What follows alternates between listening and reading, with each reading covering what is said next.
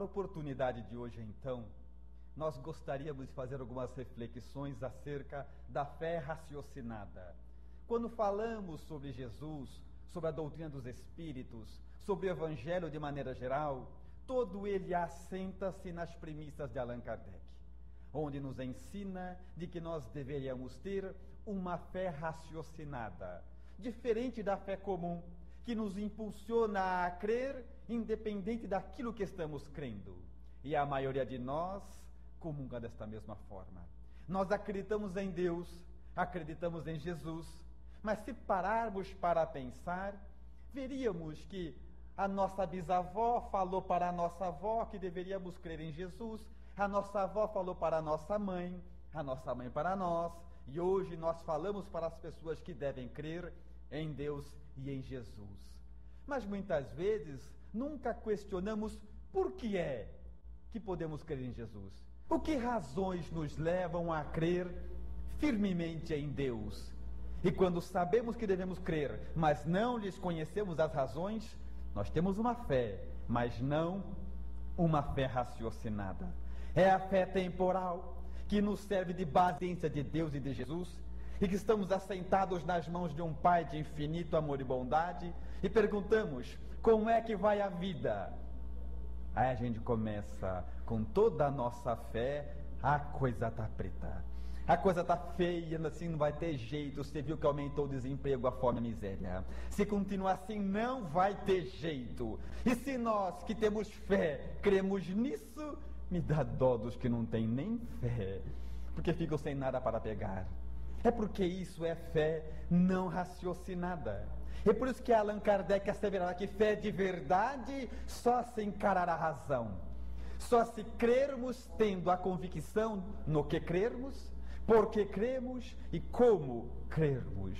Porque assim, então, nós continuamos andando com um crucifixo no peito, falando para as pessoas que acreditamos que temos fé em Deus, sem perceber a fragilidade daquilo a que estamos apegados.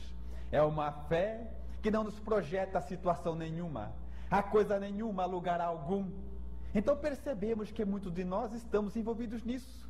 Até temos fé, é verdade. Mas cabe a cada um de nós questionar a nós próprios. Será que a minha fé, a minha confiança em Deus, na vida, em Jesus, é uma fé raciocinada? E mesmo quando tudo dá errado, nós prosseguimos no caminho firme e reto, por sabermos que, mesmo quando o patamar à nossa frente não é dos melhores, a razão nos mostra claramente de que estamos num caminho firme. É semelhante àquela proposta onde o menino chegou em casa e encontrou instantes após a morte do pai. E a mãe estava abraçada ao corpo morto do seu marido, chorando convulsivamente. E o menino que chegava da escola vê a cena torpe, o pai morto no colo da mãe, e a mãe desesperada a chorar, dizendo, mas mãe, o que aconteceu? Seu pai está morto, meu filho. Seu pai morreu. E que será de nós agora? Morreu meu filho, aquele que nos dava carinho, amparo, apoio, quem nos mantinha a vida. Morreu agora meu filho, o único que estava conosco o tempo todo. Morreu seu pai, meu filho, e agora estamos ao léu, desprovidos, desprotegidos. Ninguém agora mais nos assiste e nos ampara. Que será de nós, meu filho? Quem cuidará de mim, de você, das suas irmãs, da nossa família? Tudo acabou, meu filho. E ele, olhando a mãe desesperada, diz, mas mãe, Deus também morreu? Porque é exatamente isso. Então quando nos tiram tudo, há de sobrar a cada um de nós Deus.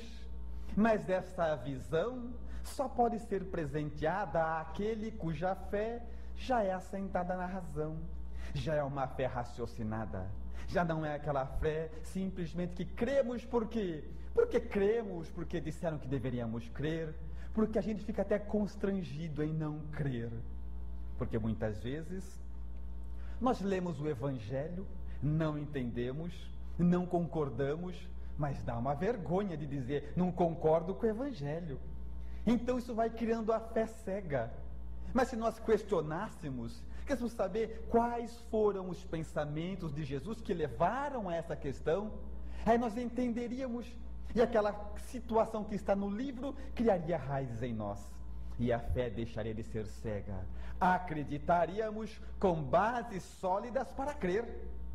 E a fragilidade é tamanha que quando nós espíritas, representantes de Jesus no mundo, sob a nossa ótica, estamos por aí e encontramos alguém desesperado, ele fala assim: vem para o centro espírita, que lá você vai ter ajuda, você vai ter amparo, vem, crê em Jesus, vem. E o desesperado pergunta: mas crer em Jesus por quê? Eu digo: mas por quê? Por quê? Ah, porque ele é nosso pai, né? Por quê? Porque sim. E essa fragilidade, aí nós percebemos que a nossa fé até então era cega. A gente crê, mas não entende efetivamente porque crê. Isso nos torna escravos. Há um tempo atrás, eu ia fazer uma palestra na casa de umas pessoas e eu fiquei hospedado lá. E o rapaz chegou para mim e era um trabalhador da casa espírita, veja só, e falou assim: Russo, hoje a gente vai no centro, mas eu não quero me demorar. Eu falei: por quê?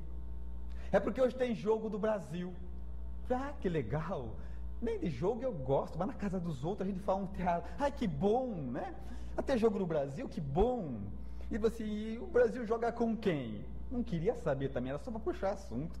O Brasil joga com a Argentina, então hoje é um dia especial. Eu falei: efetivamente.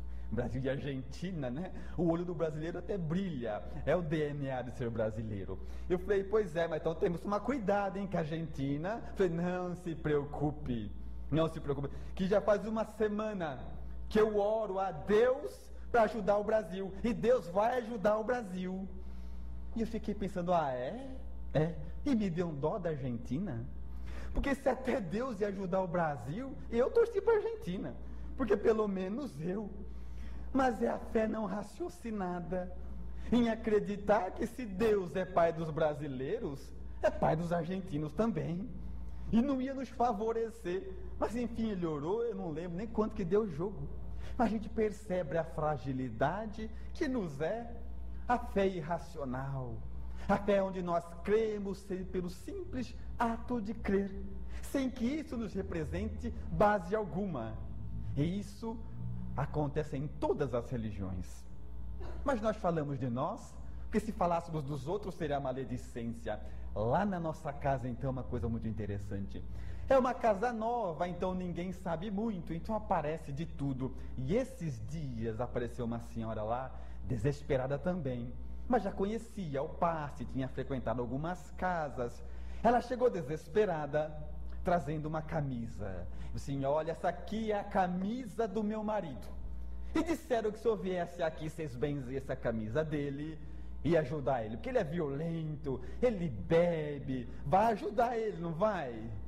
Falei: minha senhora, benzer a camisa, olha, ajudar, não é bem assim, porque ele não pode vir. Não, ele não vem. Ele não vem aqui nessa hora, ele está bêbado, ele bebe demais. Mas se eu sei se benzer a camisa e ajudar, vai melhorar, não vai? Aí eu não falei, mas eu pensei: a camisa vai ficar boa e ele bêbado, né? Mas eu falei assim, para não perder a cliente, eu falei assim: fala o seguinte, ó, só ali tem a câmara de passes, é bem próximo do que a senhora está procurando. A senhora senta, põe a camisa no colo, a gente faz um pacote, pega tudo, né? Então aí eu sei que ajuda. Eu falei: então tá bom.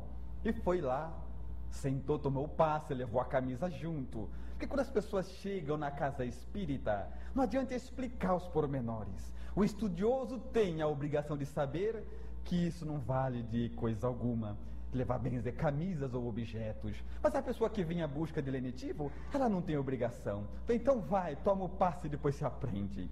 E ela foi. E eu fiquei contente, até porque de alguma coisa há de resolver. Mas na saída foi muito interessante. Ela saiu, gostou? Gostei, muito bom. Ai, senti um calor que vinha assim, ai, que bom. Aí ela pegou a camisa na mão, assim: agora é comigo. Os espíritos já fizeram, agora é comigo. E chacoalhava a camisa: aquele desgraçado não pôr essa camisa, agora eu mato ele. Eu falei: a senhora não quer tomar outro passe? Que esse já foi, já acabou. Mentira, não falei. Mas eu falei, minha senhora, não vá assim. Se não quiser pôr hoje, o passe dura bastante. Deixa que pôr amanhã. Aposes. Todas tocavam Jesus, mas não se curaram. Mas ela, em especial, crendo nisso, tocou e foi curada por Jesus. Então percebemos que a faculdade de cura estava nela, na sua propriedade de absorver aquilo que lhe era necessário, evidentemente extraindo de Jesus. Mas nós podemos fazer isso? É claro que sim. Afinal de contas, os fluidos não respeitam tempo nem espaço. O mestre prossegue o mesmo. Nós é que não somos, que não temos a mesma fé daquela mulher. Mas alguém diria, mas será que era uma fé raciocinada? Ou era uma fé cega? É verdade que com a educação e cultura da época, não havia doutrina espírita, eles não tinham a literatura para elucidar, então provavelmente era uma fé cega. Mas ela acreditava nisso. Se alguém chegasse a questionar antes de tocar em Jesus, mas tocar em Jesus vai mudar o quê? Ah, mas ele é filho de Deus. Mas me prova que ele é filho de Deus. Filho de Deus por quê? Mas por quê? A roupa dele vai ter alguma coisa. E talvez, se nós a questionarmos, ela não teria sido curada. Porque não teria bases para defender isso na sua intimidade. Então, a fé cega, ela até cura, mas ao mesmo tempo nos torna escravos. Nós temos tantos outros companheiros, espíritas ou não, de várias igrejas, cultos e assim por diante, que têm lá os seus rituais e é uma fé absolutamente cega. Eles creem no que está escrito, ponto e acabou, sem sequer questionar. Mas eles têm as suas curas? Sim, porque a fé cega também cura, aparentemente. Nos liberta de umas mazelas, nos fazendo adquirir outras. Nós até nos curamos aparentemente, mas nos tornamos escravos do mesmo jeito. Aí você vai numa dessas reuniões, onde a fé é cega, mas na certeza de curar-se das costas. E cura das costas.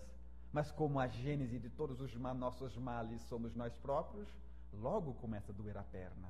E ele disse, mas que coisa estranha, vou lá de novo. Agora para curar a perna. E a gente vai na certeza de curar a perna, mas não muda a intimidade, a moral, os valores, o caráter. Sara a perna, mas dói a cabeça daqui a algum tempo. E a gente vai vivendo, supostamente curado algumas vezes.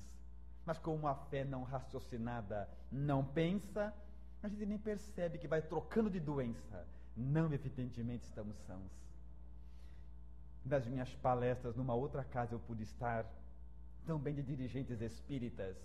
E para a gente ter uma ideia, como a fé cega, ela até tem o seu valor, até resolve, mas não nos deixa livres. Havia na porta da casa dele uma ferradura. E aí, bem que eu podia ficar quieto, mas eu não resisti. É a inferioridade que me é natural.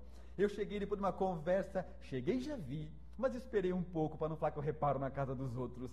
Tomamos um café, ficamos conversando, aí eu falei assim, e a ferradura? De quem que é? Ah, essa ferradura especial. Começou, ferradura especial é demais, mas a ferradura especial era do meu avô, depois protegeu meu pai, e agora está aqui na minha casa, nos dando aqui, porque coisa ruim aqui não entra. Eu falei pela ferradura, ele falou, eu falei, ainda bem, hoje eu vou dormir aqui, estou protegido. Porque esta ferradura tem nos protegido há tanto tempo, espírita. Então a gente deixa ela aí, para que os espíritos maus vejam que aqui tem proteção. Eu falei, que bom, isso é muito bom. Agora eu lhes pergunto uma coisa, crendo nisso, será que eles não conseguem a proteção? Sim, é a tua fé te curou. Se todo mundo na casa acreditar piamente nisso, terão o que dentro da cabeça deles é uma proteção. Mas porque a fé cega até cura, mas nos torna escravos? Quer ver um exemplo?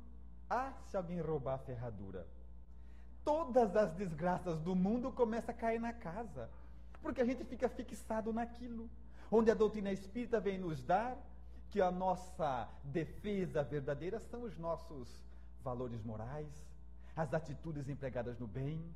Isso é o que nos garante uma fé, uma paz sólida. A fé raciocinada faz com que a nossa conduta seja protegida onde quer que a gente vá, e não algum objeto. Numa outra oportunidade ainda, Eu fui atender um rapaz que falou assim, olha, eu queria que vocês dessem um passe numa pedra. Eu falei, mas numa pedra? Uma pedra? Não, mas não é uma pedra qualquer. É que eu fui num centro de uma outra cidade que ele estava vindo, e eram essas pedras de quartzo meio brilhantes, sabe? Que ele chamava de cristal, mas não era cristal, né? Ele falou assim, aí o Espírito falou para mim andar com ela sempre no bolso. Já fazem 2 anos e eu ando com ela no bolso. Eu falei, pois é, 2 você não tiro para nada, só para tomar banho, mas ponho logo. Eu falei, ah é? E tá sempre comigo. Quando ele mostrou tá sempre comigo, eu vi que a calça tava rasgando já. Era da pedra. Eu falei, mas tá rasgando até a calça. Ele falou assim, cueca eu já perdi 3.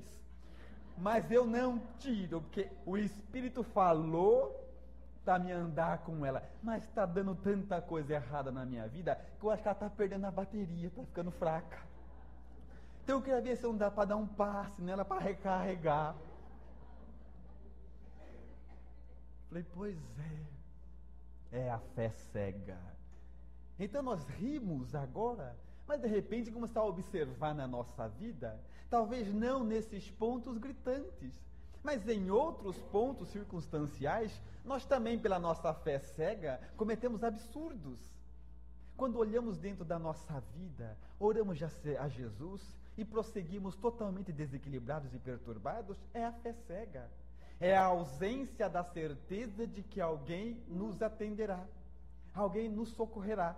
Sim, mas eu oro e deu errado mesmo assim. É porque você não merecia, mas precisava por aquela situação.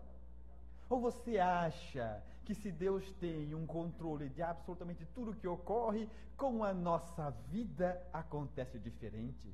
Quando você vai sair, o pneu está furado.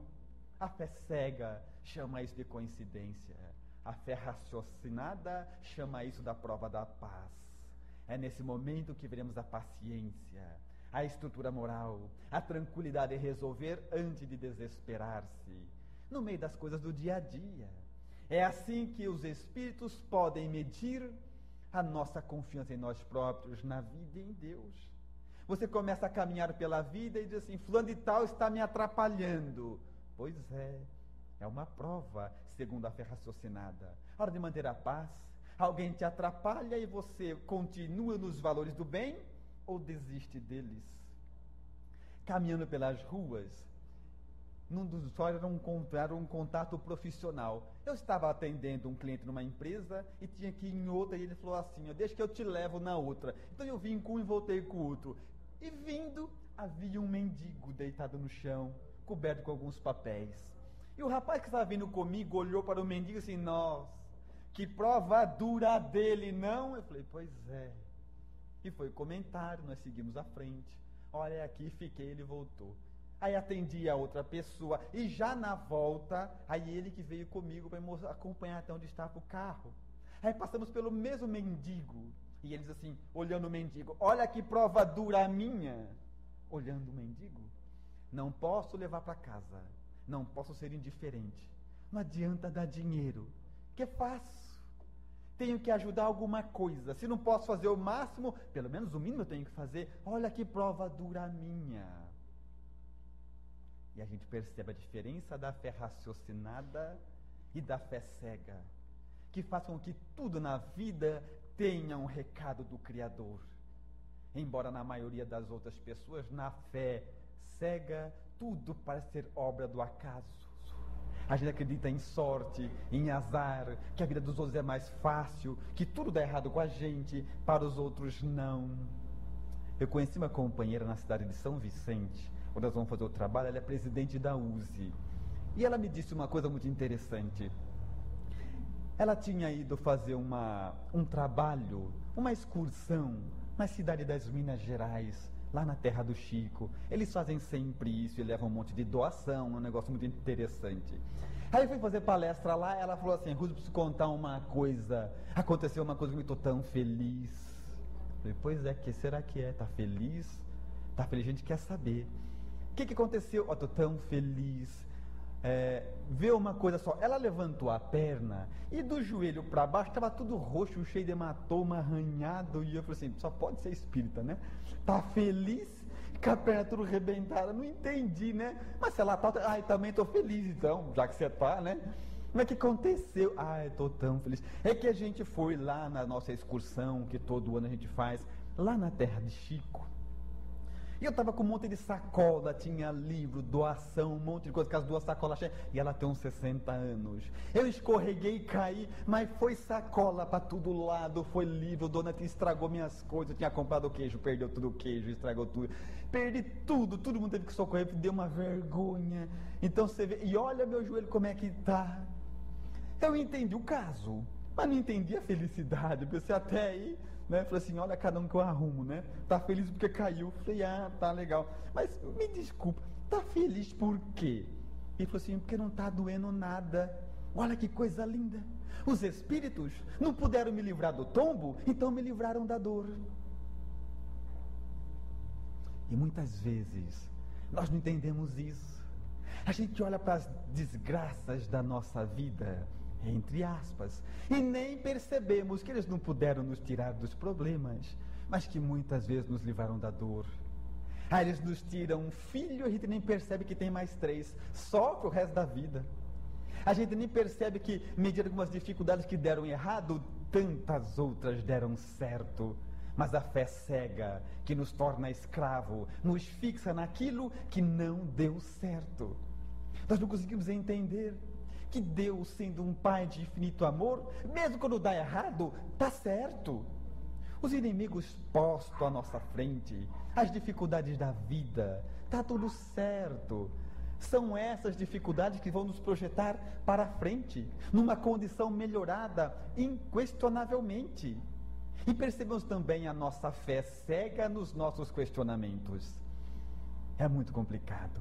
Se o Espiritismo é uma mensagem do Consolador, que prega sempre a existência fecunda de Jesus na nossa vida, nós não podemos caminhar desanimados, abatidos, entristecidos por qualquer acontecimento menor. A gente quer um mundo de paz e não consegue ter a paz com 2 ou 3 pessoas que convivemos. A fé cega nos projeta assim. Olhando o nosso vocabulário, percebemos também a fragilidade. A gente olha as pessoas, principalmente quando alguém faz alguma coisa errada, e já fala assim, não tem jeito, homem é tudo igual, mulher é tudo igual. É a fé cega. As criaturas são diferentes, umas das outras. É verdade, porém, que as nossas mazelas se assemelham. Por isso estamos todos aqui. Alguém erra hoje, a gente não erra hoje, mas erra amanhã.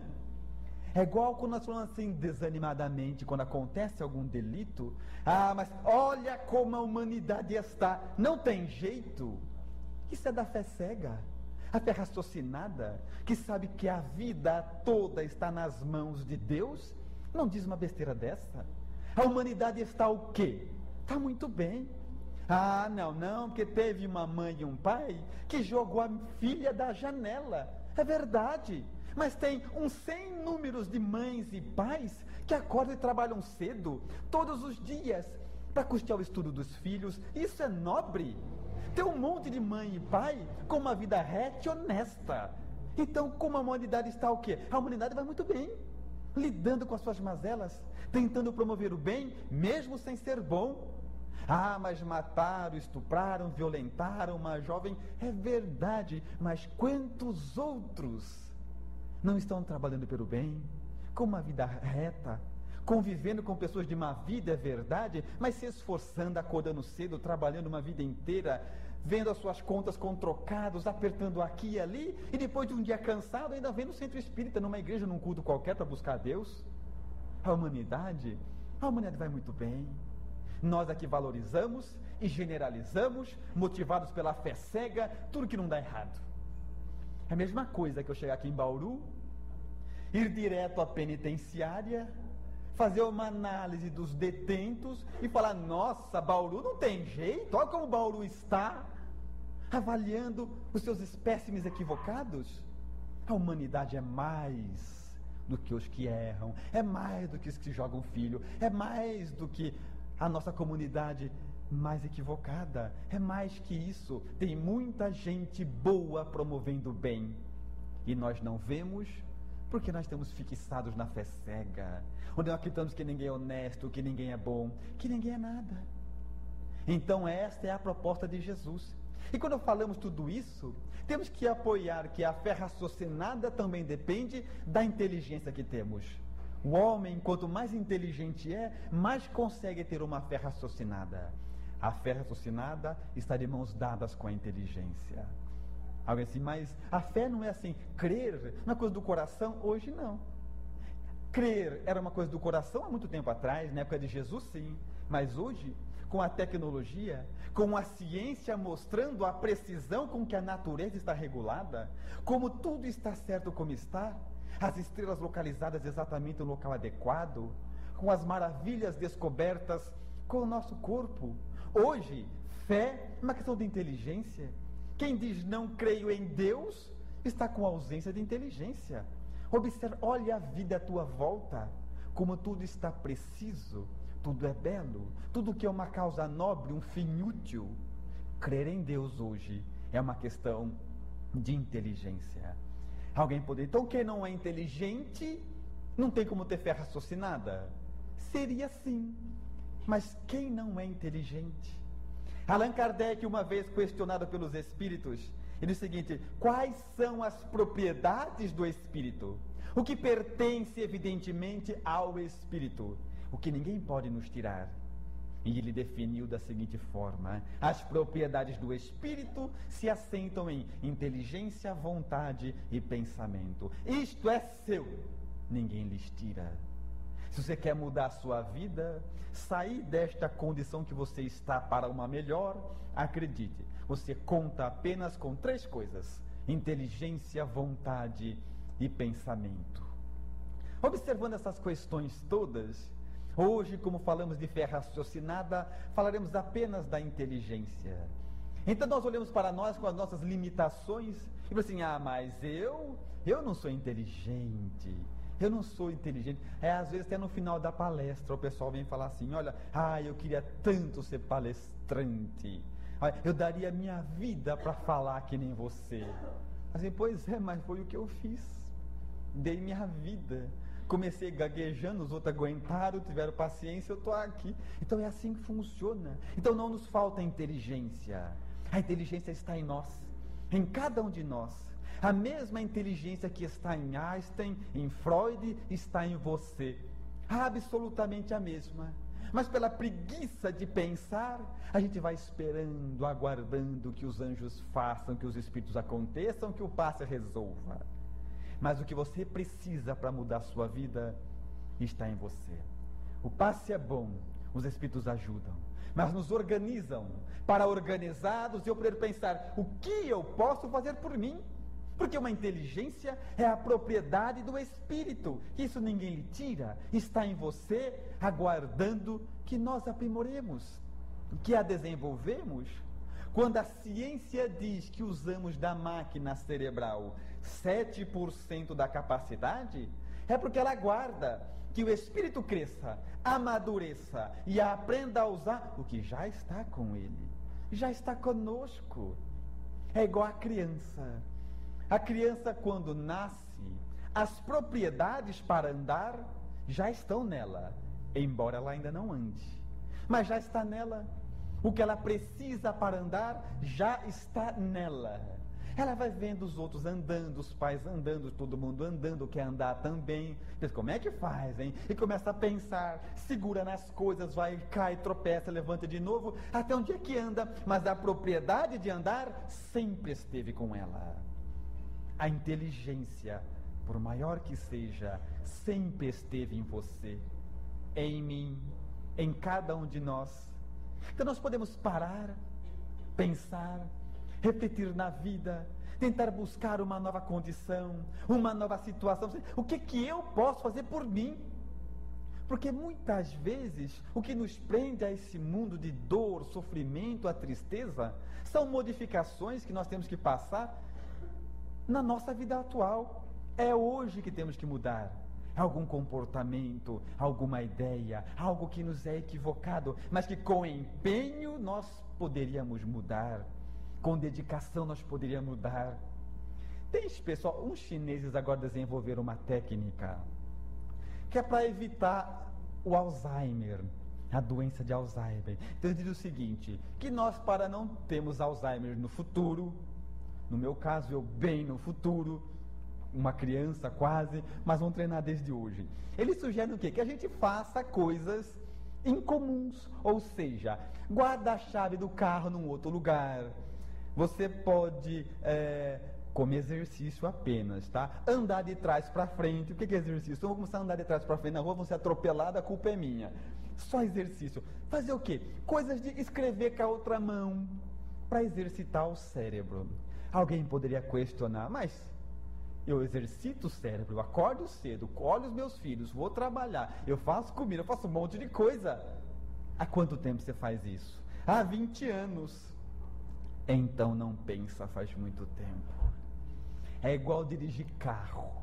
Você chega nas primeiras aulas e é um transtorno. Você senta do lado, o rapaz começa. Bom, é a coisa muito simples, né? Para ele. Acelerador, freio de mão, cuidado com a embreagem. Primeira aqui, a segunda aqui, a quarta aqui. O retrovisor está aqui. E você fica olhando, perturba aquele monte de informações e tem que pensar. Pensa tanto que até soa, mas não resolve. Sai com o carro, é tranco, solavanco, vergonha. A gente encontra os outros, nem cumprimenta, fica concentrado, né? Uma linha reta para fingir que não viu. E vai embora. Vai passando o tempo, mas a gente quer andar. Então, motivados pela vontade, usando da inteligência, você insiste, e um dia nós estamos aqui, cada um com o seu carro, e acaba a palestra, a gente vai embora, e a gente entra no carro e sai andando. Sem tranco, sem solavanco e sem pensar. Que de tanto fazer aquela atividade, dirigir passou a ser uma segunda natureza do indivíduo. A gente já dirige sem pensar. Então não vale como exercício do cérebro. Muita gente chega na nossa casa e nem lembra do caminho. Passou a ser uma questão mais automática. Então você eu acordo de manhã, olho os meus filhos, faço comida, vou lá, lavo roupa, passou o que for. Já fazendo muito tempo a mesma coisa, já caiu no automatismo. Até orar é automatismo hoje. Porque os Espíritos falam assim, nós temos que orar. Dizem, mas eu oro e não resolve. Às vezes o cara ora, ele pega assim um Pai Nosso, uma Ave Maria, que já está decorado, como assim, Pai Nosso que está nos céus, Maria, que nem pensa o que está fazendo e não resolve nada. Muitas vezes até a gente vai dormir, deita, se acomoda, apaga a luz, se cobre, ajeita o travesseiro, dá uma calculada no frio, pega outro cobertor, apaga a luz e começa a orar. Pai Nosso que está no céu, santificado.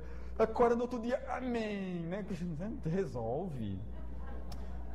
Então a fé cega faz a gente brincar de ser espírita, brincar de levar a vida a sério. Nada funciona na realidade. A doutrina espírita, ela não serve de absolutamente nada, se não for para ter uma fé raciocinada, pensar como fazer, entender os valores, como o passe pode me ser útil, como a oração pode me ser útil. Quando alguém vai falar, independente do tema da palestra, eu sei que é para mim.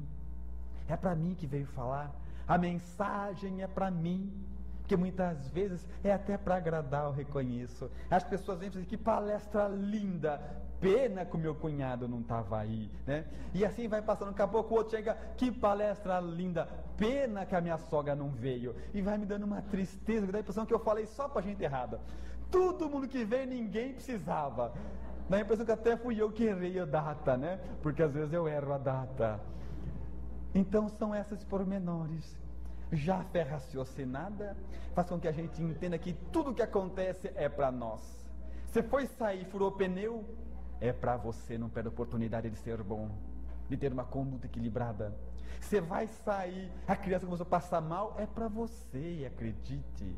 Você vê ao centro, é o tema repetido, que espírita também tem isso, né? Você fala uma coisa, se outro for falar, tema repetido, já sei. Jesus fala de caridade há 2000 anos, a gente escuta 2 vezes, acha que o tema é repetido. Se é para você, está ouvindo sempre a mesma coisa, é para você. Pensa, espírita. A fé raciocinada faz com que a gente tire da doutrina muito mais. A doutrina veio para nos fazer felizes, para nos tirar dessa condição medíocre, onde a gente diz que crê em Jesus, Jesus de contrapartida diz, vós sois deuses, e a gente anda na rua tristes, amargurados. A gente quer que o filho passe na faculdade. Ele passa, ele fica uns 3 meses feliz, depois fica triste. Quer comprar um carro novo e não consegue. Até que um dia você se esforça, faz um crediário, né? Um talão dessa gordura, mas compra o carro novo, fica contente, né? Passa uns 2, 3 meses, já usa o carro novo para ir no psicólogo, porque está triste. E a gente vai vivendo assim. Então a questão é, nós somos espíritas? Muito bem. A questão é, o que o espiritismo está fazendo com você? O que as mensagens que você está ouvindo está fazendo com você? Quais as modificações na sua conduta? O que você fazia e parou de fazer por estar na doutrina espírita? Quais as virtudes que você adquiriu? O que você abandonou nos seus comportamentos? Porque senão, nós podemos passar uma vida inteira. Porque tem espírito que fala isso, né? Eu sou espírita há 60 anos. E os outros não falam, mas pensam, não adiantou de nada, porque está fazendo a mesma coisa, né? Pois é. Então o espiritismo não é rendimento, é aproveitamento. Você pode estar mas se for esperto, tiver apto a desenvolver a inteligência, deixe eu pensar nessa mensagem que eu estou ouvindo, o que ela pode agregar na minha conduta e no meu comportamento. Ouvindo essa mensagem, o que ela deve expressar na minha vida, o que os espíritos querem me dizer com isso. Qual nessa mensagem, qual é a repercussão que ela deve constar na minha conduta, no meu caráter e assim por diante. Porque se não for dentro dessa proposta, nós brincamos de ser espíritas, brincamos de levar a vida a sério. Queremos um mundo de paz e gritamos com as pessoas. Queremos um mundo mais fraterno e não cumprimentamos nem quem está do lado. É a nossa fé cega que faz com que a gente supostamente queira alguma coisa. Nós queremos um mundo melhor, aí chega a dirigente e fala assim, olha, educação infantil é de quarta-feira. Aí a gente que quer um mundo fala assim, mas quarta-feira não é justo de quarta-feira. Justamente aqueles que querem um mundo melhor. Então, espíritas, aos 86 anos de dedicação só dessa casa, o mínimo que nós podemos fazer é, ao adentrá-la, pensar, bom, hoje eu vim aqui por minha causa. Hoje eu vim aqui porque devo sair daqui levando algo a ser adicionado na minha conduta. O que eu devo transformar, modificar, agregar, porque isso é o mais importante.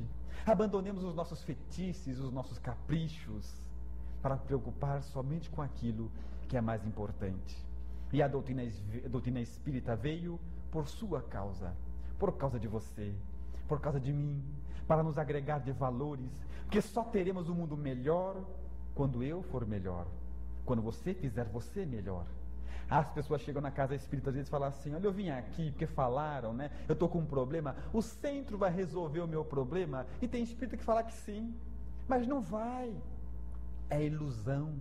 Porque a casa espírita não tem que resolver o problema de ninguém. Você já tem inteligência, vontade e pensamento. Esses são os atributos do espírito.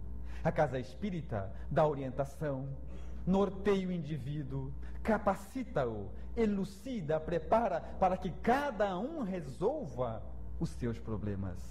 A ideia fictícia de que Jesus salva, Jesus não salva ninguém, porque não é a finalidade dele. Ele foi claro, eu sou o caminho, a verdade e a vida. Quer ser igual eu? É só seguir. Então estamos aqui por isso.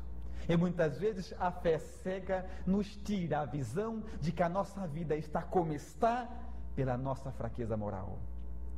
Os vícios que eu ainda tenho existem por minha causa. As virtudes que adquiri é por minha causa. Os desequilíbrios que eu carrego comigo são por minha causa. E isso é bom, porque se dependesse das pessoas seria muito pior. Mas como depende de mim, eu posso dizer, chega, cansei de ser igual a todo mundo, de chorar para os cantos da casa, de qualquer coisa me abalar, de ficar triste quando vem a chuva. Eu cansei de ser só isso. Eu quero que Jesus, ao pensar em mim, saiba que pode contar. Quero ter eu a coragem moral de quando todo mundo diz que a coisa está feia, eu sozinho diga, não, está tudo certo, é necessário que passemos isso. A doutrina veio pelo mais importante. Há uma história onde um rei estava procurando um pretendente para casar com a sua filha.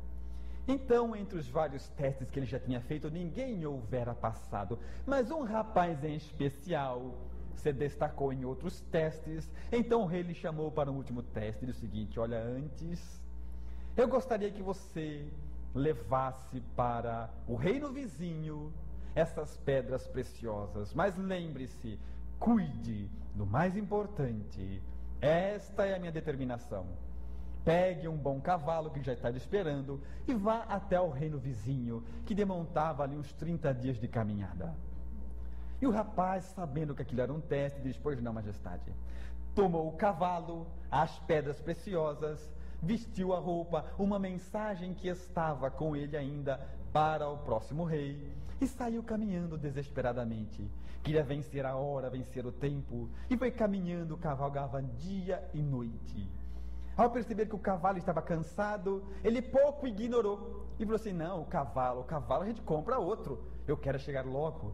E continuou caminhando, o animal exausto, e ele não aguentava. Se morrer, a gente compra outro. Vários reinos existem antes da minha parada, do meu objetivo. E foi caminhando, até que pela exaustão, o cavalo morreu, não aguentou. Ele desceu então, começou a chutar o animal: levanta, animal. Mas que animal porcaria! E começou a caminhar a pé, levando as pedras, que afinal de contas houvera de cuidar do mais importante. E assim foi caminhando, chegou a algumas pequenas vilas, mas como ali pouca gente passava, ninguém tinha cavalo para vender.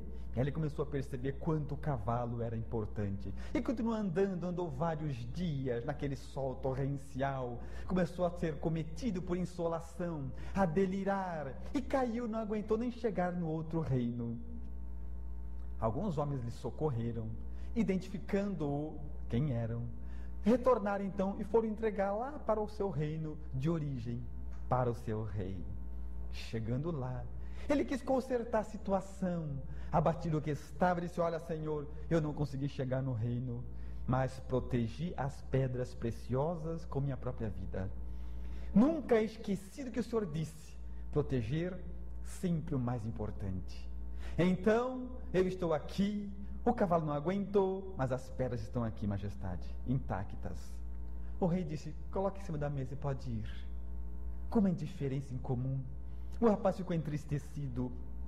Sabia que de uma certa forma o rei estava condenando-o por não ter efetivado a missão. E triste, foi-se embora, deixou as pedras ali e foi embora. Já na sua casa, abatido, desesperado de tristeza, ele vai tirar a roupa e acha o bilhete, que também era para entregar para o outro rei. E o bilhete estava escrito assim: meu irmão, que era o do próximo reinado, estou lhe enviando um rapaz que é pretendente de minha filha. Parece ser um rapaz de valores e quer escolher o melhor para a princesa. Evidentemente, um dia ele será um rei. Então estou lhe enviando algumas pedras preciosas e um dos meus melhores cavalos. Favor observar em que condições chega o cavalo, porque saberei se ele será um bom rei. Era para cuidar do mais importante. Em doutrina espírita, a gente procura o centro para tanta coisa, mas a doutrina veio para o mais importante.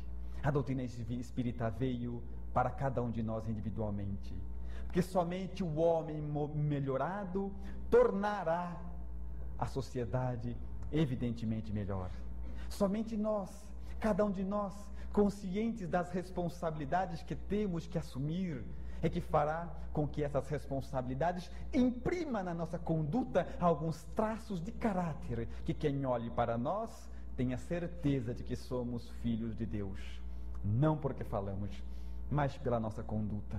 E buscando então Deus dentro de nós, é que lembramos da questão posta de maneira melódica que dizia: Deus, passei tanto tempo te procurando e não sabia onde estavas. Olhava para o infinito e não te via, e pensava comigo mesmo: será que tu existes? Não me contentava na busca e prosseguia. Tentei encontrar-te nas igrejas e nos templos, tu não estavas. Tentei encontrar-te através dos pastores e sacerdotes, também não te encontrei. Senti-me só, vazio, desesperado e descri. E na descrença tropecei, no tropeço caí. Ao cair, senti-me fraco, e fraco fui buscar socorro.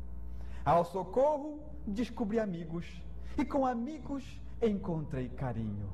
E com carinho, eu fui colocado num mundo novo, e nesse mundo novo, resolvi viver. O que recebi, resolvi doar. Doando alguma coisa, muito mais eu recebi. E ao receber, me senti feliz. Ao ser feliz, encontrei a paz. E foi com paz que eu entendi que dentro de mim é que tu estavas. Foi em mim que, sem procurar, eu te encontrei. Pela atenção. Muito obrigado, senhores.